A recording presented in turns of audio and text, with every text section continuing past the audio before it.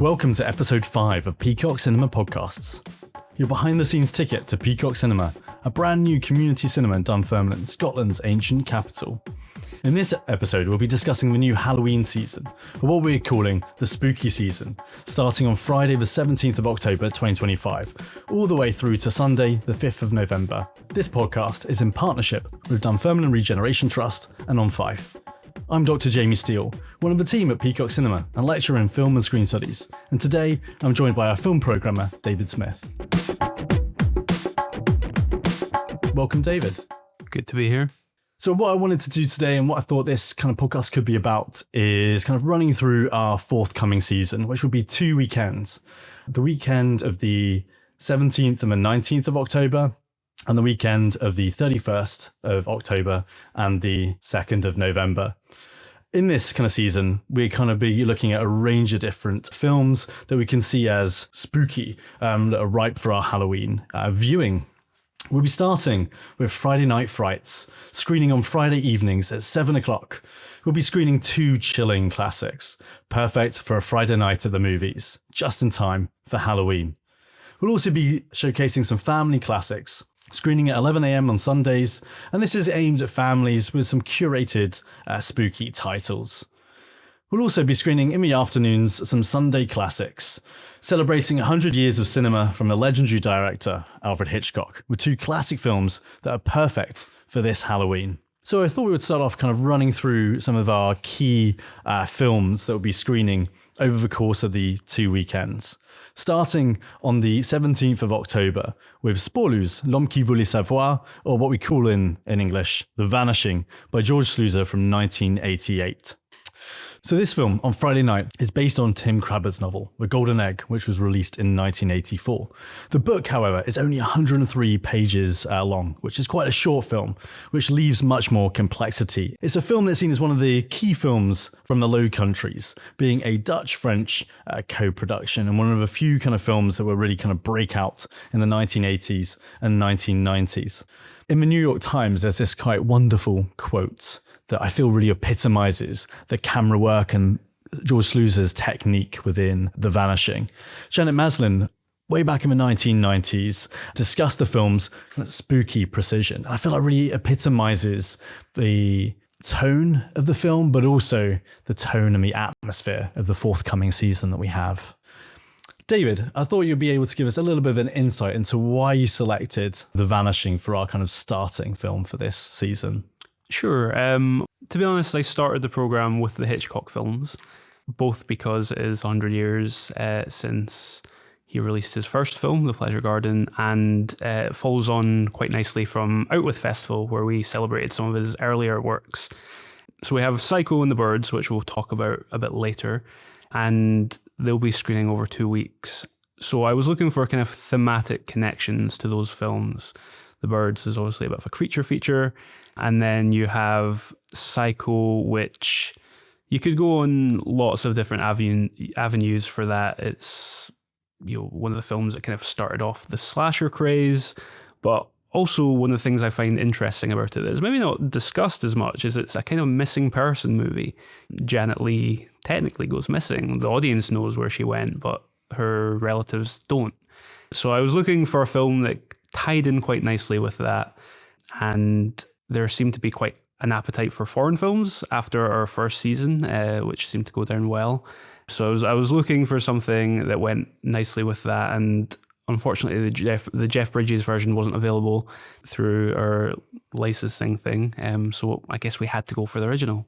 You say unfortunately. But the thing with the American kind of remake is that it changes the ending, although I can't go into the ending too much in today's podcast, but George Sluizer's version from 1988 stays fairly kind of close to the novel by Tim Crabbe. But this kind of idea that, when it comes to the remake, which was made by George Sluizer himself, he kind of remade his own film, which very much reminds me of Michael Haneke. I was about to say, exactly. From Funny Games, the Austrian version to the US kind of version, where for Michael Haneke, he remakes it, but very close to his original. It's kind of a shot-for-shot remake, whereas George Sluizer, is a little bit more liberal with his remake. And my understanding is that there was kind of a lot of Hollywood input in the remake. I suppose actually, just as an aside, there's maybe also an interesting theme here with remakes, because obviously Psycho was remade shot for shot by Gus Van Sant. Yeah. Which kind of, it feels a bit of an aberration in Gus Van Sant's filmmaking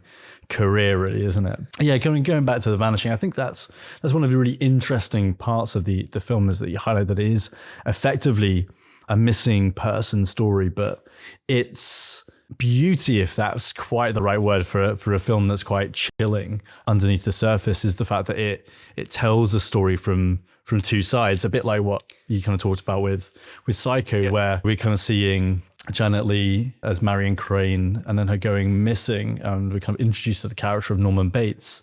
And within The Vanishing, we see both sides of the story. We're kind of with the perpetrator and with the victim. And there is a kind of, that question mark is placed quite early on in a similar way to Psycho. So it does actually, thinking about it, pair really nicely with Psycho, in terms of being a kind of road movie, I suppose, at the start of it, then having that twist, and then kind of telling things from multiple perspectives that the kind of viewer and the spectator is kind of privy to.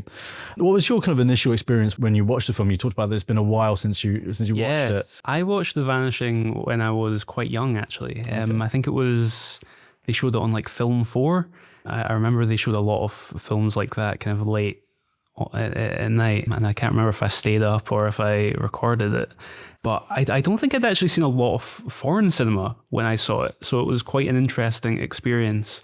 And I think my takeaway was just how, you mentioned the word chilling, and it is extremely chilling, and I think there's something about the filmmaking, there's just something very kind of matter of fact about the film. It doesn't, unlike maybe Hitchcock, which is more, he's a very kind of stylized filmmaker. There's something very matter of fact about The Vanishing, which I find extremely scary. I mean, I'm quite a horror fan in general, but I always say the thing that scares me most, the thing that scares me more than anything, is like true crime documentaries. I find them extremely chilling. So the fact The Vanishing almost very much feels like a kind of true missing person story is what kind of really gets under my skin. It's very observational. Yes, that's what I was looking for. And it kind of feels like we're watching a crime kind of unfold effectively. And it is, as you say, it's kind of something where we're not kind of introduced to the traditional kind of questions, looking at cause effect. We're just seeing the two sides of the story in that way that feels like we're watching some sort of kind of reportage effectively. And that's kind of where, according to Katrina Brennan, the kind of the experience that from the novelist who was a journalist kind of carries through into the film. But it's one of those kind of curious films, particularly kind of from my perspective, because it's a film that unrolls in two different languages, in both Dutch and French, and that becomes quite significant in terms of thinking about the foreign kind of tourist who goes missing. I don't think that's revealing too much within The Vanishing, because it is all about that aspect of The Vanishing. But the fact that it kind of unrolls in those two languages and shifts between the two, I think is fairly significant, and that kind of connects into how the film was supported and funded. But the kind of background to the film, and this is why it's kind of very interesting to me as a kind of academic. I've been writing about Belgian cinema and focusing on kind of the films of the Low Countries. This is a film that has been quite neglected, particularly at the starting point of its life, really, in the late 1980s, where it was not really seen by anybody in the late 1980s. It struggled picking up an international distributor, and it took a film, and it's very difficult to actually pin down which film was not screened as part of Sydney Film Festival in 1991, but George Sluizer kind of talks about how there was a gap basically at Sydney International Film Festival in 1991, and a filmmaker called him up and said, "Oh, you've made a film, you got it kind of available, can you send it to us to screen it in Sydney?" And then it kind of had this afterlife as a result of this, and got kind of picked up by Hollywood. And then it has the remake starring Jeff Bridges, Kiefer Sutherland and Sandra Bullock. What more could you want in a horror movie than those kind of three? But It is very much a kind of a chilling, cold film that kind of eschews or kind of avoids the spectacle of Hollywood and shows it in a very kind of matter-of-fact way. In fact, I have a quote here that George Sluizer talks about when he had a phone call with Stanley Kubrick. Apparently, according to Sluizer, and this may be part of the myth-making that surrounds the film, I'm sure, so Kubrick said it was the most terrifying film I've ever seen in my life. And this is from a guy who made The Shining. So this is kind of thinking about how the film is very much kind of, it's creepy. It gets right under your skin, as you were saying. It kind of takes a step back from us typically thinking when we look at a kind of a thriller or a kind of horror thrillers, we're always thinking about the Agatha Christie of the whodunit. But we don't really need to think about the who in this film. It's all about the what and the why. And ultimately, the how. I don't think I'm saying too much when I say that. I'm going to hold back from talking anything more about the how, because that's quite significant, particularly within the Dutch-French co-production. Yeah, so it's kind of a really interesting film for you to select, really. Yeah, I think of all the films, it's the one kind of like Housekeeping last season. It's the one I'm most excited about to see how the audience react to it, because it's a film that I'm hoping quite a few people haven't seen. It's one of these films that if you know about it, you know how great it is. But if you don't, you're in for, I'll say a treat, but a bit of a roller coaster as well. Yeah, I think we'll be loose with the phrasing of treats. It depends what you enjoy, doesn't it? For sure. It's a Halloween treat, a trick-or-treat. Exactly. Let's go with that. So our next kind of screening really is on the Sunday the 19th of October, which is Psycho, and you've already kind of trailed Psycho. So what was the thought process behind Psycho? Why did you decide to select Psycho for us to enjoy on Sunday? Well, I mean, probably the best answer is what I said, that it's 100 years of Hitchcock films, so it's kind of to celebrate him. But I'm also a bit of a Hitchcock fiend anyway, so I can't resist programming a bit of Hitchcock when I can. I mean, Psycho to me was one of those films that, again, I saw fairly young and made such an impression on me. I mean, it's such an extraordinary film, and it's a really interesting film in Hitchcock's career. The 1950s had been an incredible year for Hitchcock, an incredible decade for Hitchcock. That's the decade that gave us Rear Window, Deadline for Murder, Strangers on a Train, To Catch a Thief. Like, I could go on and on. And then he kind of capped it off with North by Northwest, and then entered the next decade with Psycho, which is, he made Vertigo, North by Northwest, and Psycho back to back in 3 years, which is absolutely extraordinary. So, Psycho is just one of those iconic films, and out of all the Hitchcock films I have programmed, I had not screened Psycho yet, so it's one that I had to do. The film is very much kind of iconic of the horror genre, and very much for Hitchcock's latter kind of part of his career, and it's come to kind of epitomize some of our expectations, I suppose, around Hitchcock when we now look back at his kind of films and his filmmaking career. As you say, kind of going through Alfred Hitchcock's career, particularly thinking about his films in Hollywood, we get that shift in his canon in the 1960s with a film like Psycho. I suppose his films are very much kind of couched in our expectations of him being a master of suspense, and Hitchcock is known for being someone who's very much kind of focused on literature, borrows heavily from literature, and Psycho is based on a novel, I suppose, similar to the film Sporlow's The Vanishing that we're talking about a little bit earlier on, and we're screening a couple of days beforehand. And there are these kind of subtle references throughout as well. So there are kind of references to Ted Bundy in The Vanishing, and references to Ed Gein in Psycho as well. So we're kind of seeing some of those kind of loose connections, particularly from real life events that inform the films that we watch and films that we see. Why do you think Psycho is such a chilling film? I mean, it's an interesting one because it's a real change of pace, because you say he's this master of suspense, and I'm fairly sure he described Psycho as a shocker, not something Hitchcock has been accustomed to be making. He always explains his kind of theory of suspense that it's much more, his thing was the bomb under the table. It's much more interesting to have people sit across a table like we are now and show the audience that there's a bomb under the table, and then, that 5 minutes they're having the conversation becomes thrilling because the audience is like, shut up, there's a bomb under the table. Whereas if that bomb just suddenly goes off, the shock is, over in seconds, whereas you can really draw that suspense out. So for Hitchcock to do Psycho, which for sure has like suspense in it, but has these great moments of shock, is really interesting. In terms of what makes it chilling, certainly something I'll always go back to is the performance by Anthony Perkins. I think it's one of the great performances in cinema. It's a bit of inspired casting, really, because, you were talking about the novel. I think in the novel, Norman Bates is a kind of middle-aged, overweight guy, very kind of unsympathetic.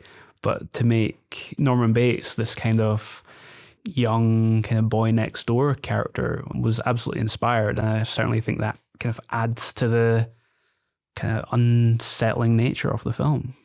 No, definitely. So it's kind of interesting to describe. I think if I remember correctly, it's Sabotage, the film where they have the bomb under the table. He does that kind of literal placing of the bomb under the table, and then he kind of draws out the suspense. So this is where we kind of go back into academic territory, where I feel much more comfortable, where we kind of begin to think about how Hitchcock is a master of suspense, and he has kind of three forms of like shared suspense that we have with the characters, that kind of bomb under the table kind of aspect, the sense of vicarious suspense, and also the notion of direct suspense. And he kind of has these three different kind of forms that operate within his films. And Psycho is very much in that kind of vicarious suspense kind of aspect, because we are so privileged in our point of view and our perspective by seeing, I suppose in the same way to The Vanishing, both sides of a story, and which makes them so complex, that makes them so thought-provoking, is that they kind of deviate from our expectations that we have when watching a thriller or watching a horror film, where there are always those questions that are being placed in front of us and we're trying to decipher who it might be. But here, in this case, we don't need to. We can kind of suspend those kind of questions and that part of the investigation, and it kind of leads us into a different territory, a more unsettling territory, which maybe makes it all the more chilling, all the more scary, for want of a better words, because we're just kind of placed in this kind of powerless place where we kind of know what's taking place in front of us, and we can't do anything about it apart from help some of the other characters resolve the mystery within it. But that's kind of what makes these kind of films so interesting as case studies, and makes it so interesting as to watch. And also my experience of Psycho is maybe a little bit different.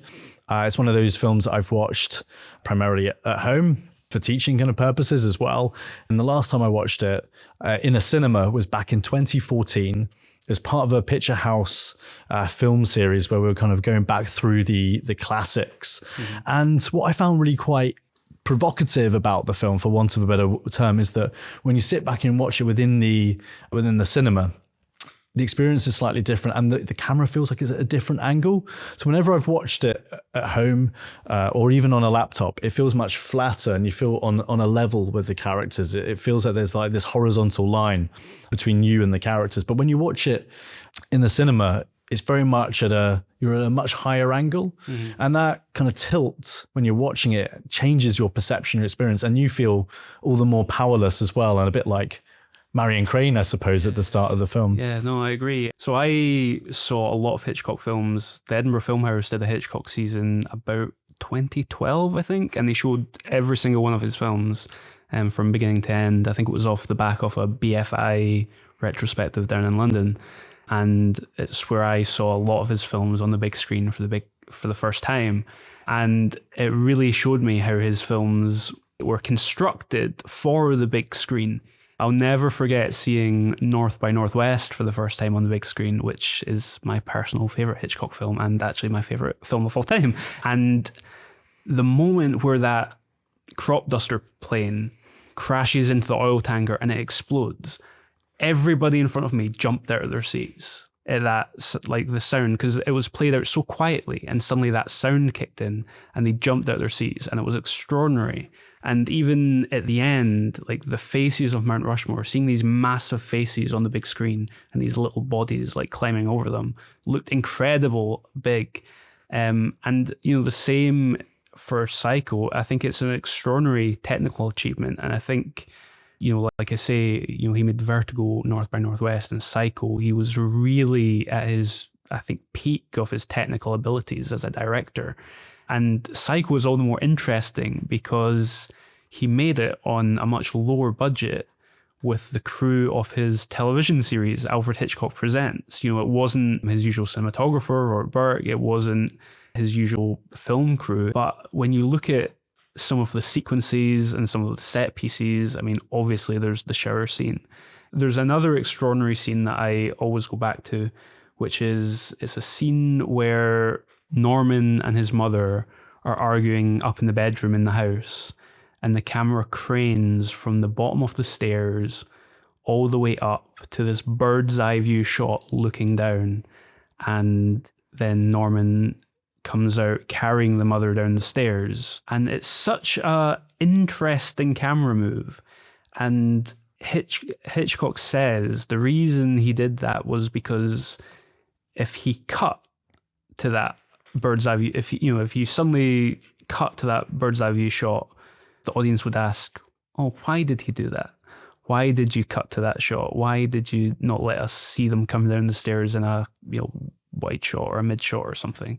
So for me, those set pieces and those sequences just show a director that's at the very top of his game technically. And I think although The Birds, which we'll go into, is another extraordinary technical achievement, I don't think he ever made a film again that was quite as proficient as Psycho or, the few films he made before that. I suppose that leads us really nicely, kind of talking about the bird's eye shots from Psycho into The Birds, which we will be screening on Sunday, the 2nd of November, which kind of concludes our spooky season, I suppose.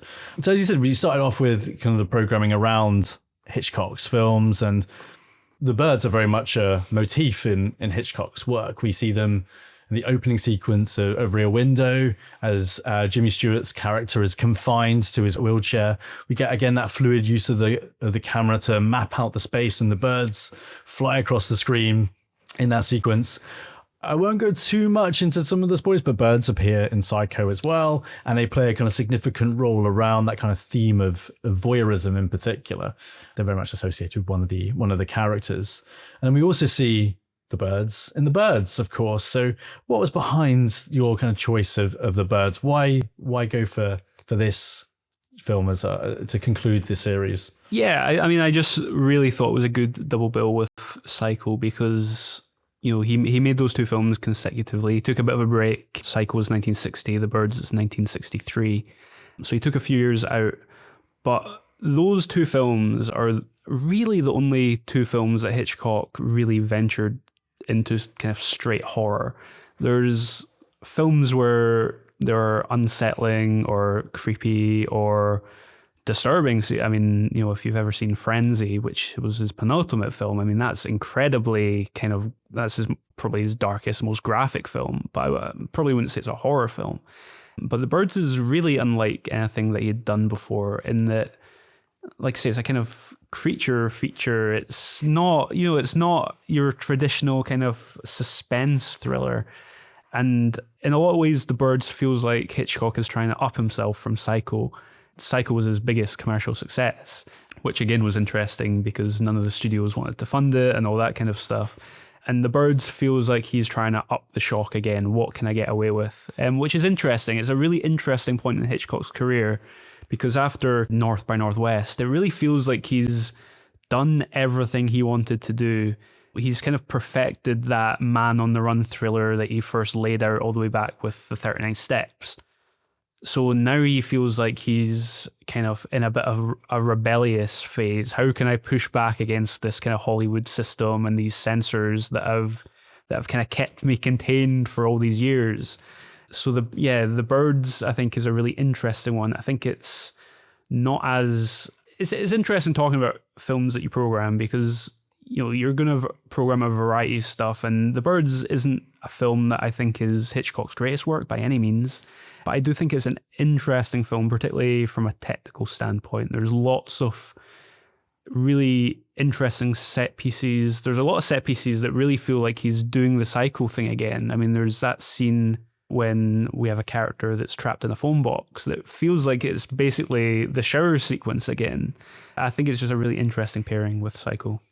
I mean, it's very famous that Francois Truffaut, one of the kind of fathers of the French New Wave, loved Hitchcock's craft. Yep. And later in his career, he tried to recreate some of the tension, some of the suspense that comes from, as you say, Hitchcock's set pieces himself. And he really loved the detail that Hitchcock had within his films. And we can see those patterns very much kind of cooling through, reverberating through Hitchcock's films. And as you say, it's a film that doesn't fit neatly within expectations of Hitchcock, and that shifts over time so much. So with the Outwith Festival, you were screening The Lodger and the 39 Steps.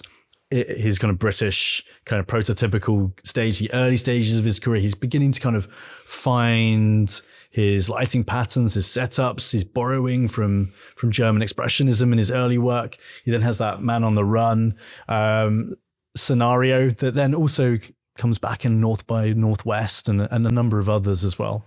But some of the other films don't really feel Hitchcock. Famously, Rebecca, Hitchcock said it's more of a David Selznick film than his film. And then we get kind of Psycho, which is very much a break from our expectations of his kind of big budget, high kind of concept, more in the B-movie kind of territory, low budget televisual. And then we go into The Birds, where it's again focusing more on themes like chaos and dread that come from the unexpected, that come from something that's uncontrollable. And that's what really is kind of part of Hitchcock's fear, I think, within that film. It's laced in the unexpected and comes out in those kind of wonderful set pieces where we feel trapped as an audience as well, alongside the characters. So I would say The Birds is very much one of those classic films, but maybe not necessarily a classic of Hitchcock's films. But he is kind of very much still living up to his moniker of the master of suspense. And what I think from our perspective would be really interesting is watching people's reactions to the films as well, and kind of thinking about those different experiences that we have from maybe knowing a bit about it by watching it at home to then watching it in the cinema altogether, and how that kind of communal experience changes the way that we engage with those quite shocking sequences that take place.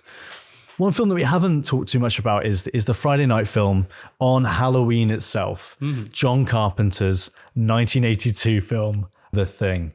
It's one of those kind of classics of John Carpenter's careers. One of those films that is very difficult to escape from. Why do you think it's good to position this film on Halloween itself? Because our expectation would be for something like Psycho, The Birds, but we've got something that's maybe a little bit different, fitting outside of our expectations of the horror genre. Yes. Well, I think The Thing is...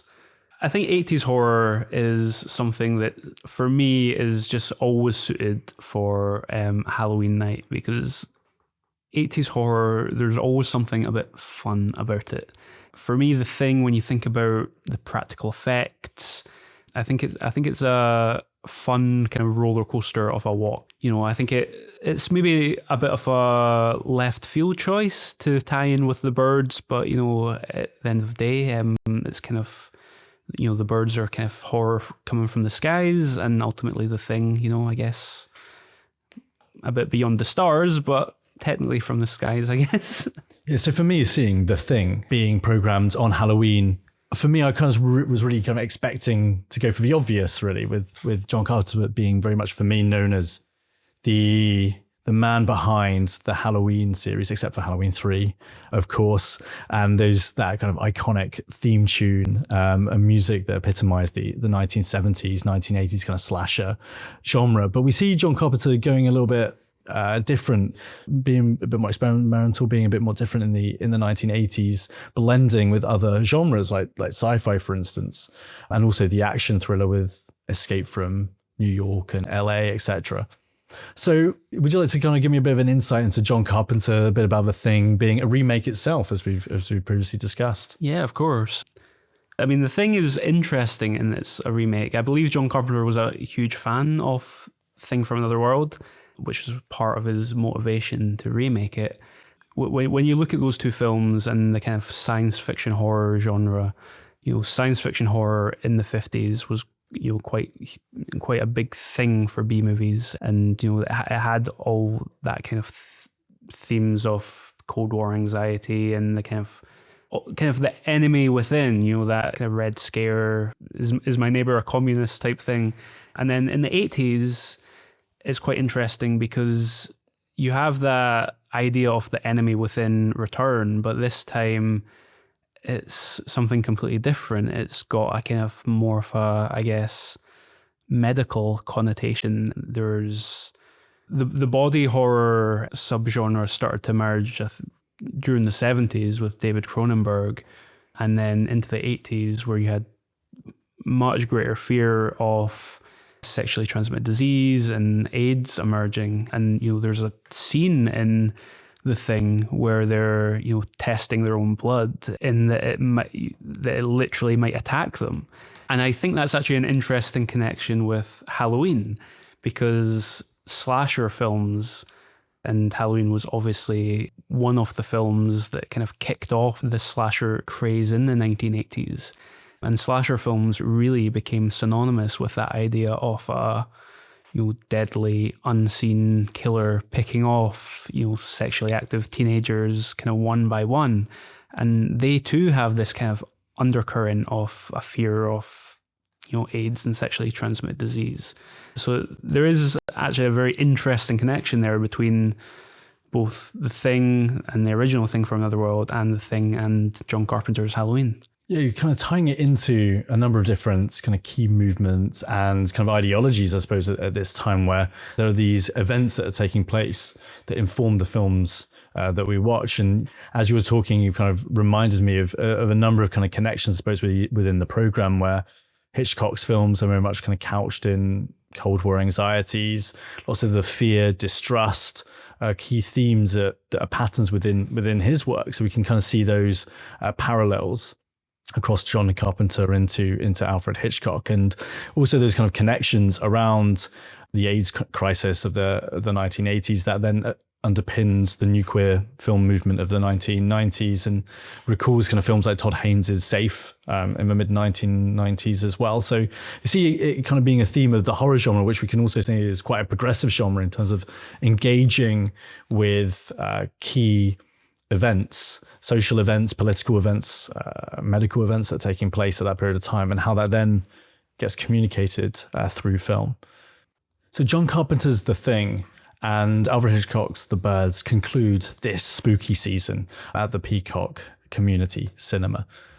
Hopefully this podcast has given you a lot to think about, and hopefully whets your appetite for our forthcoming scary, spooky, and rather frightening features that we'll be playing throughout the 2 weeks. Thanks very much for joining us, David, on today's podcast. It's been really great to have your insights on how the program has been curated, as well as some of the challenges as well. Yeah, it's been a pleasure. Thanks very much. So what should we be looking forward to next? So after the 2 weekends of our spooky season, right for Halloween, we then have part Careers Fair and part TED Talks with some networking opportunities at the Dunfermline Media City Showcase between 1 and 5 on Saturday, the 8th of November, 2025. We'll see you then.